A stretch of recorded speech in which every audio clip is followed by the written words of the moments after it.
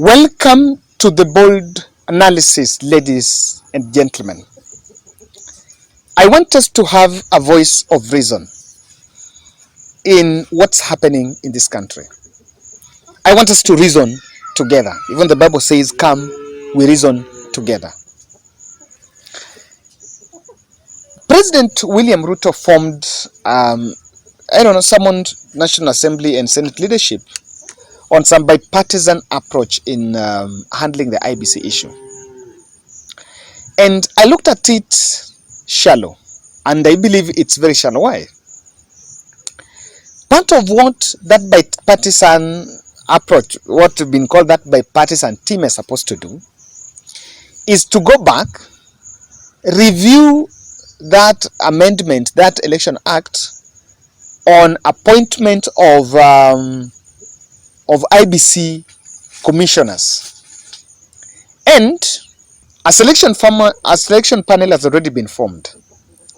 So from what I am seeing, what we are going to do in Parliament, are we going to start from reconstitution of the selection panel? I don't see. What is that bipartisan approach looking at? Very simple.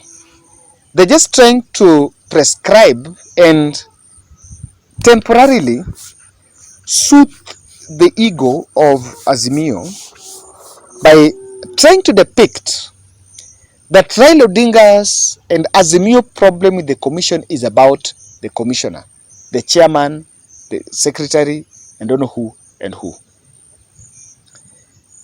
Us as political pundits that have covered the last general election, and we've had the privilege of walking down that path, Azimio has been very consistent that while they attack the person chairman of the commission, but the problem was not exclusively that. In this election, in this mass action that was going on, I don't think Chebukati was a topic. The topic was about the server, and the topic was about the election management system. That's it. But William Ruto is simply trying to say, and that is what he's doing, that they want to appoint a chairman that Raila Odinga wants, or that Raila Odinga team will be comfortable with. That's a cheap political gimmick. Because you know what is it? When results are announced, or towards the general election, if the Azimio team will be campaigning on the opposition front, of course they will be campaigning on the opposition front, there will be the cry stories there will be the predetermination stories, let me not call them cry stories, of elections yet to be rigged. And of course it's possible that the system will always want to status quo, and they will always try to rig. Especially those mid-presidential midterm elections, when president is extending his power. I think there is a lot of rigging at that point. So Raila Odinga team are simply being told that the problem here is about a chairman or a commissioner who is close to who Raila Odinga accepts. Do you know that Wafula Chebukati came into office in 2016, January? And when he was coming into office, it was after a political struggle by the CORD team. Remember, the IEBC must go. And they kicked out Isaac Hassan from office. And the process of electing or picking the new commissioners, Raila Odinga team were actually hands-on. The position was not left out in the trenches.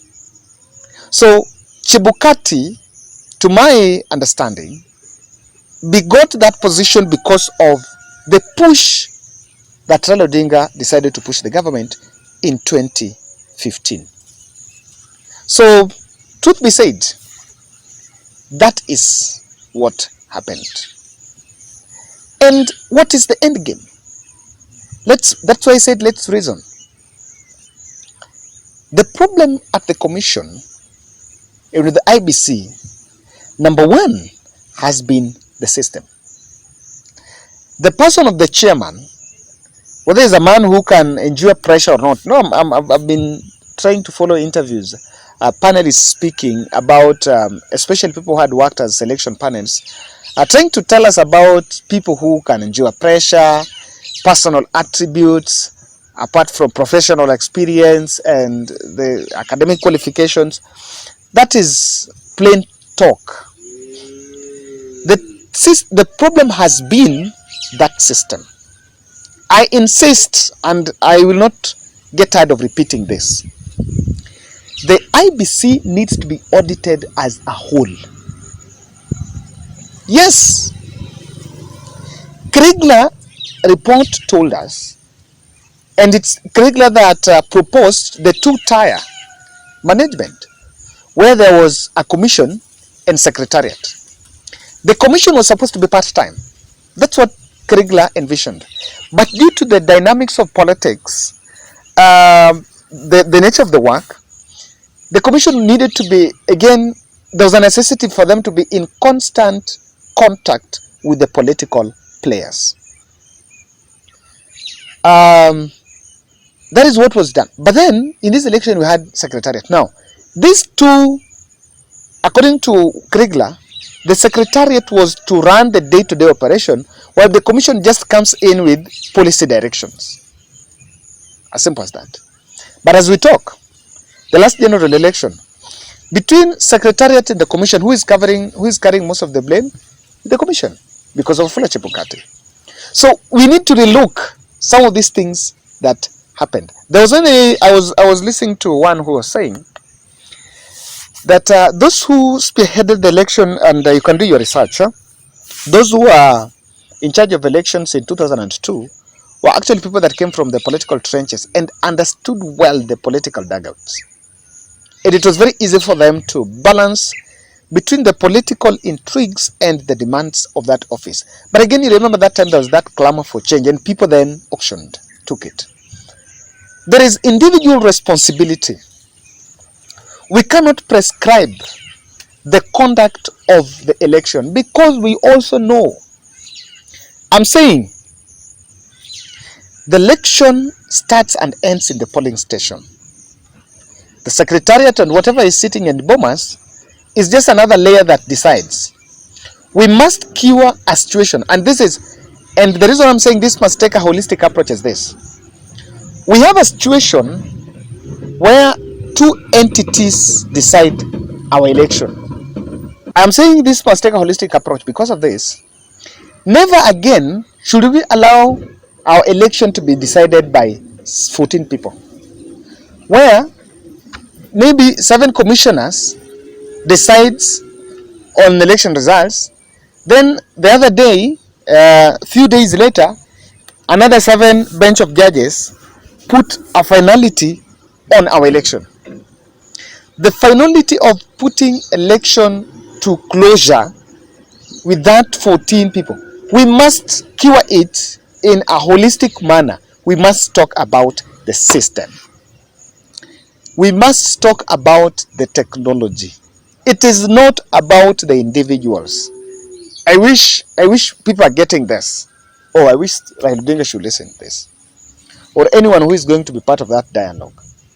And this is not a conversation that can be done, that we can have in that bipartisan, that bipartisan proxy team. I'm not seeing anything, but I don't support that thing. So we must talk about the technology. Is it working? Is it really waterproof? Is it? Can it be trusted? Is it credible? Let me today make a confession. I am one person that do not believe that out of 22 million people, only 14 million people voted. Tuambieni ukweli. I'm also another person that do not believe that Raila did not get 1.5 million in central Kenya. We must have this conversation. Look at it, you can call it denial or whatever you like, so long as that suits your feelings. But that is the truth. The election reforms and the IEBC question, when Raila is talking about opening the servers, we may look at it in terms of the last general election. or you can look at it as the face meaning that opening the servers. But what that question demands is this: do we have servers that can be opened and transparent of election can be verified? Do we have? Because I want to be very honest. If we have servers, and IBC also said they have different servers. One is in cloud, one is where Raila Odinga is saying one is in industrial area, the other one is in Bomas, the other one is in anniversary towers. They've not come out to oppose, deny, or accept. And the public have been told, and the public have now known, even as I totally believe that, maybe there's some results in some server that someone doesn't want to open. The discussion is not about a server that is not opened. The discussion here is, in our election management system, do we have a server that we can open? I think it's not wrong to have that discussion. So I see people talking about it, and it looks fishy. And for now, we are talking about, do we have the constitutional way? Do we have a constitutional framework of doing it?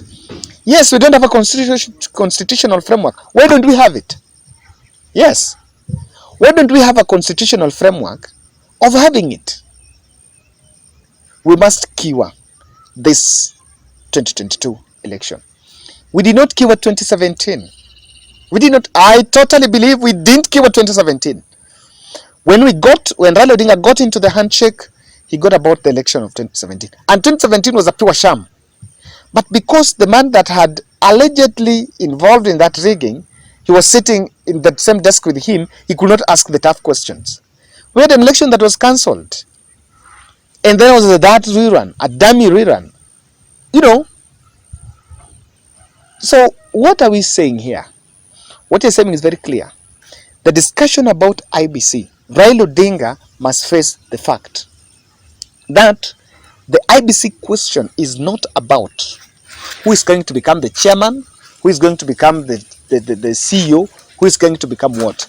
We need to look at the whole system. Two questions. Do we need Secretariat and a commission? Yes. What do we need in the commission? The second question. The commissioners were saying they were sidelined in the last general election. Now, can't we just wait for a minute and say, okay, so now that we're coming the new regulation about commissions, don't we just hire commissioners the same way companies are hiring individuals ahead of department? If you are in charge of ICT and you know ICT, you'll be put there. If you know fundraising and you know fundraising, you'll be put in charge of a fundraising department. So that moving forward, every commissioner we are bringing, we don't just bring a bulk of numbers with a very simple understanding that we must have an odd number. So because if we have an odd number, if they don't agree, they can vote. The same logic. We must fix this country. This bipartisan thing and the IBC question to Raila Odinga, you should not allow yourself for it to be treated as trying to massage or trying to please Raila. That is what Ruto wants. That everything is being done to please, as in said, I've met the leadership of the house so that they can fast track what we discussed with Raila. No, it's not about Raila. It's about the system. Let's fix this. And let's seize this opportunity when Raila is calling for it. Sadly enough, if we don't do it now, we may not sure whether Raila will actually be still in the fold and will push for it in future. Because also, I think he's in last days he's making his exit from politics. And that's my bold.